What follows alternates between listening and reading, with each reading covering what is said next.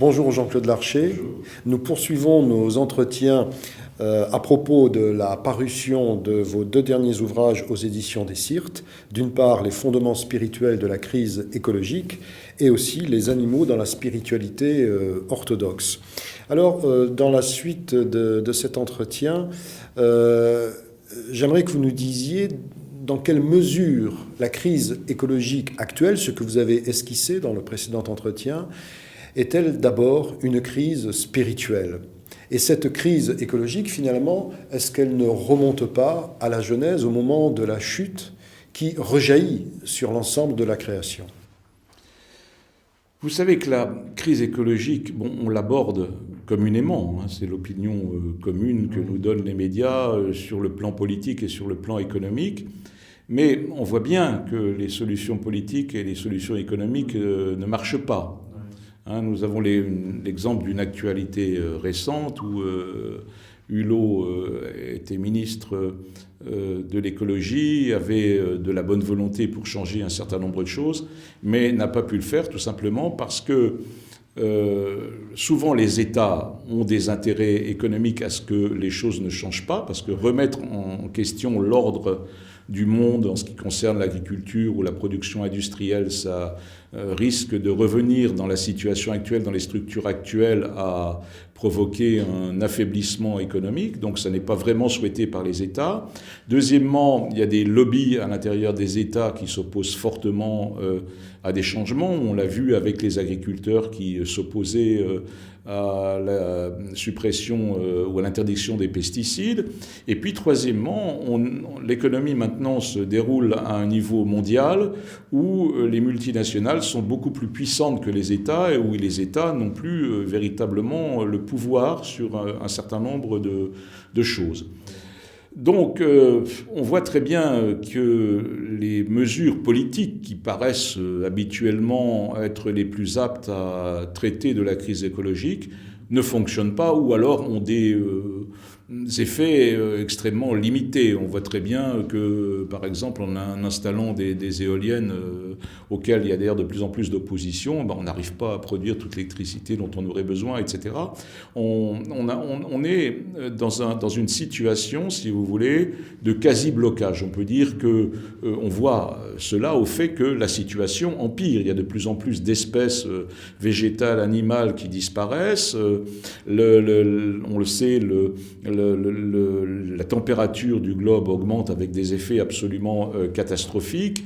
On voit se multiplier les tempêtes, les coups de vent, les typhons et toutes sortes de phénomènes géographiques qui sont manifestement liés à la pollution et aux incidences d'un certain nombre de perturbations liées à la société industrielle sur le fonctionnement géographique de la planète.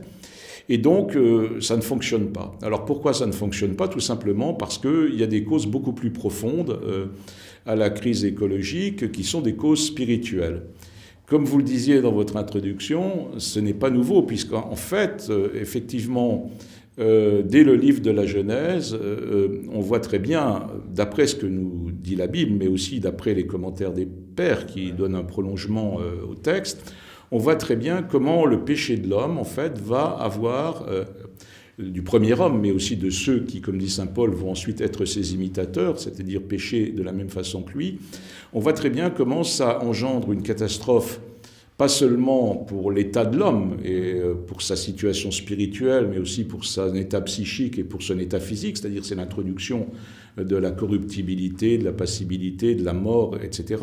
Mais ça a aussi une incidence sur son environnement, c'est-à-dire que le désordre, que la séparation de l'homme d'avec Dieu, parce que c'est ça le péché fondamentalement, a introduit dans l'homme, a également des répercussions sur la nature, puisque comme nous le disions dans l'émission précédente, l'homme est un médiateur entre Dieu et la création. Si l'homme se détourne de Dieu, la création n'a plus de médiateur pour être rapportée à Dieu, donc elle est d'une certaine manière abandonnée à elle-même, et selon la tradition orthodoxe et chrétienne, elle est abandonnée aussi dans une certaine mesure au prince de ce monde, le diable et son armée de démons, et donc s'institue dans le monde un désordre qui d'ailleurs tend à être de plus en plus grand. Et Vladimir Lossky, le grand théologien orthodoxe, dit dans sa théologie mystique que si finalement Dieu n'intervenait pas tout de même d'une certaine manière, parce qu'il respecte la liberté de l'homme et ses conséquences, mais il intervient d'une certaine manière parce que le monde irait carrément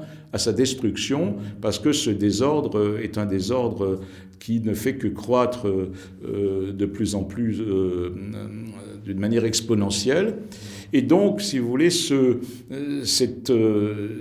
lien que l'on peut voir du désordre qui s'instaure dans la nature, qui se manifeste à tous les niveaux. Les animaux se battent entre eux, les plantes sont en conflit, ne peuvent pas vivre ensemble dans certaines zones géographiques, mais il y a aussi une guerre qui se passe au niveau biologique entre les cellules saines et les cellules malades, puisque la maladie fait son irruption. Et tout ce désordre, donc, voilà, qui atteint le monde, est un désordre qui évidemment apparaît comme étant un désordre purement physique, mais ça c'est les apparences. Par derrière, il y a la réalité en soi, pas seulement la réalité apparente des phénomènes, et cette réalité en soi est une réalité beaucoup plus profonde qui a des causes spirituelles. Et donc évidemment ces causes spirituelles, elles se sont ensuite développées. L'homme, tant qu'il restait au niveau d'une société traditionnelle où la technique n'avait pas encore fait son apparition, les moyens d'agir sur le monde étaient relativement limités. Mais c'est ensuite, à partir du moment où justement les techniques ont commencé à se développer, que précisément ces désordres se sont accrus à partir du moment où le commerce aussi a commencé à se développer, qu'il était question de gagner de l'argent. Alors on a commencé à pratiquer une agriculture plus intensive, un élevage plus intensif, mais qui pendant une certaine période, même assez longue, est resté dans certaines limites qui ne mettaient pas vraiment en cause les équilibres naturels globaux.